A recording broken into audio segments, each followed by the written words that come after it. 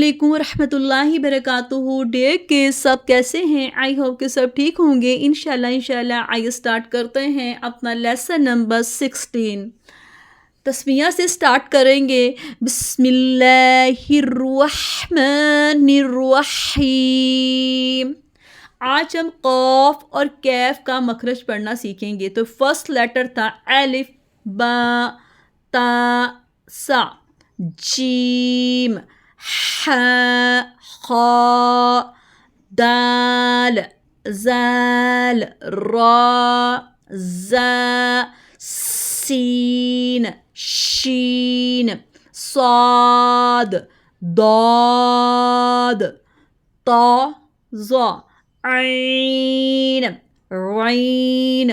फा के मखरज को हम लिप्स के हरूफ के साथ, लेटर्स के साथ मुकम्मल करेंगे। ओके, आज हम पढ़ रहे हैं कॉफ और कैफ का मखरज।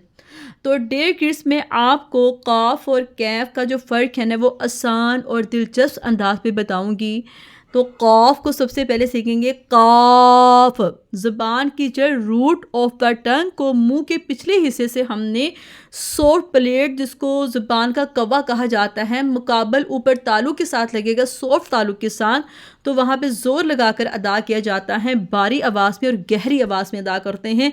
काफ, कॉफ। इसको मुंह की तरफ से अदा नहीं करना, इसको आपने ज़बान की पिछली साइड से टंग के रूट से अदा करना है। कॉफ, कॉफ। इसकी खूब प्रैक्टिस करनी है, ठीक है dear kids. Is pronounced by pressing the cough back root of the tongue, तो it produce a deep and heavy sound. ठीक है, आप इसको हैवी साउंड में अदा करना है। कॉफ, कॉफ, कॉफ, कॉफ। ठीक है, आपने इसकी खूब प्रैक्टिस करनी है। ये जो लाइट वाला काफ है, हर्फ कैफ, ये इजीली अदा हो जाता है। कैफ में भी ज़बान की जड़ से ही अदा होता है, लेकिन इसको हम थोड़ा लाइट अदा करें। तो डियर किड्स, कैफ को हमने जो है ना लाइट साउंड में अदा करना है। ठीक है, काफ के मुकाबले में कैफ को हम लाइट साउंड में अदा करेंगे। कॉफ को हम हैवी और गहरी साउंड में अदा करते हैं। कैफ को हमने नर्म और हल्की आवाज़ में लाइट साउंड में अदा करना है। Also pronounce using the back of calf the tongue but with a lighter touch, the sound is soft and not heavy. ये इसको हमने हैवी अदा नहीं करना। कैफ इजीली मुंह की जानिब से अदा होगा। कॉफ, कॉफ, कैफ। दोनों को साथ साथ पढ़ेंगे ताकि दोनों की आवाज़ में फ़र्क हो। मेरे साथ मिलके पढ़िए। कॉफ, कैफ, कॉफ, कैफ। कॉफ और कैफ दोनों टंग के रूट से हैं, लेकिन कॉफ हैवी और गहरी साउंड में है, कैफ जो है वो लाइट और नर्म सॉफ्ट साउंड में है। ठीक है, इसको मेरे साथ मिलके कुछ बार प्रैक्टिस कीजिए। कॉफ, कैफ। दोनों इकट्ठे इसलिए पढ़े हैं ताकि दोनों की आवाज़ में डिफरेंस हो। कॉफ, कैफ, कॉफ, कैफ। तो डियर किड्स, आपने इजी डिफरेंस फॉर किड्स, आसान फ़र्क है कि आपने जो कॉफ है हैवी साउंड आवाज़ पे अदा करना है, और जो कैफ है इसको आपने लाइट साउंड में अदा करना है।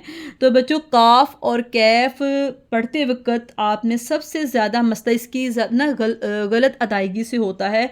आप इन्हें आसान ना समझें, आपने इसको बहुत ज़्यादा प्रैक्टिस करनी है। दोनों को पास रख के आपने इसकी अदायगी करनी है ताकि दोनों की आवाज़ में फ़र्क हो। तो प्यारे बच्चों, काफ और कैफ पढ़ते वक्त ज़्यादातर आपने जो है ना इन दोनों को पास रख के करना है। ठीक है, फिर इसकी अदायगी बहुत आसान हो जाएगी इंशाल्लाह।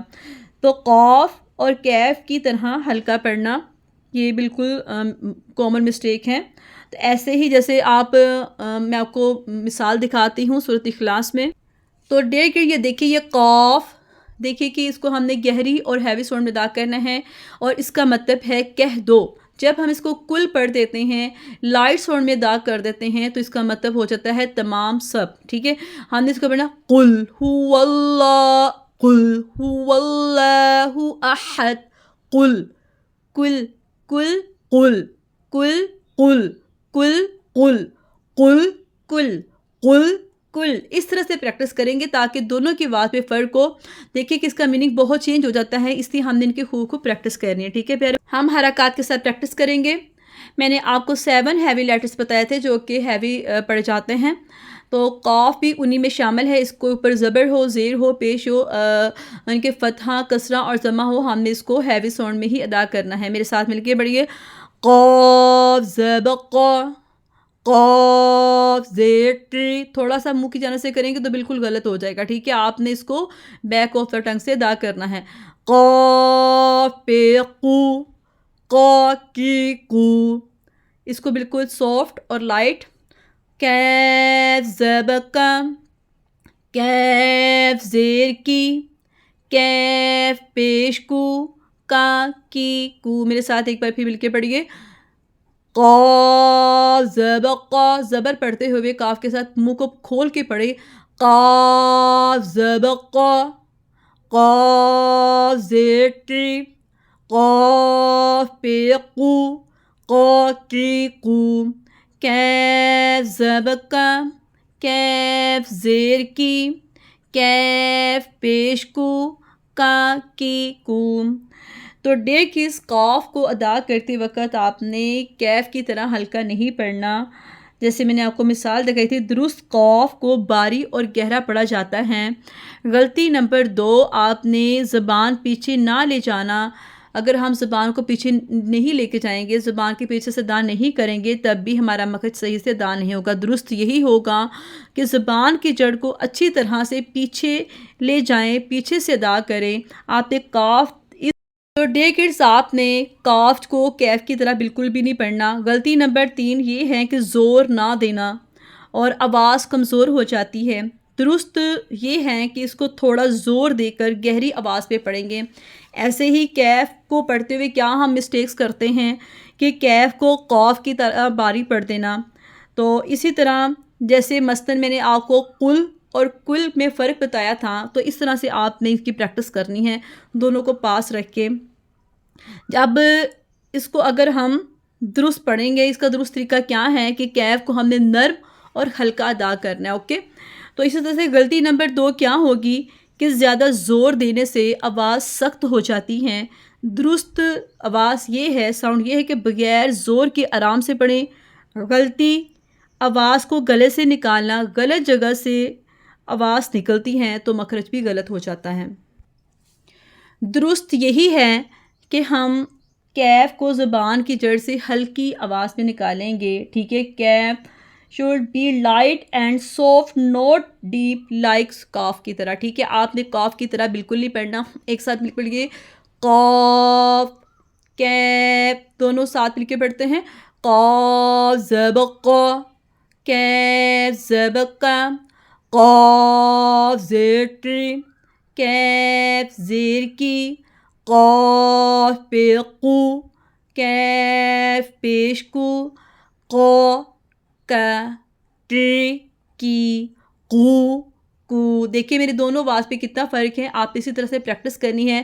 امید کرتی ہوں کہ بچوں کو بہت آسان لگا ہوگا اس انداز میں سکھانا، اور خوب آپ نے اچھے سے سیکھ لیا.